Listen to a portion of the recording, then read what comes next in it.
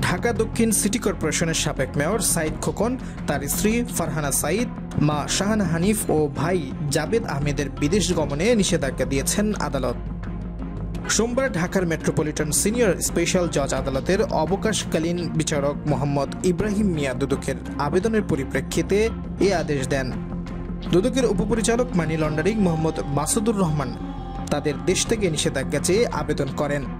আবেদনে বলা হয়, অভিযোগ সংশ্লিষ্ট শাহানা হানিফ, সাইদ খোকন ও জাবেদ আহমেদের নামে পরিচালিত ব্যাংক হিসাবগুলোতে অস্বাভাবিক লেনদেনের অভিযোগ সহ ঢাকা দক্ষিণ সিটি কর্পোরেশনের সাবেক মেয়র সাইদ খোকন সহ অন্যান্য কর্মকর্তাদের বিরুদ্ধে নানাবিধ দুর্নীতির অভিযোগ রয়েছে। অভিযোগ সংশ্লিষ্ট ব্যক্তি তার পদের অপব্যবহার করে ও রাজনৈতিক পরিচয়ের মাধ্যমে দেশের বিভিন্ন স্থানে ও বিদেশে বিপুল পরিমাণ সম্পদ অর্জন করেছেন মর্মে তথ্য পাওয়া গেছে।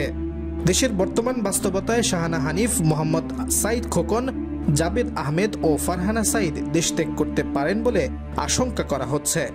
তাই সুষ্ঠু অনুসন্ধানের স্বার্থে তাদের বিদেশ গমন রহিত করা আবশ্যক। আজ দুদকের পক্ষে শুনানি করেন প্রসিকিউটর মীর আহমেদ আলী সালাম। শুনানি শেষে আদালত এই আদেশ দেন।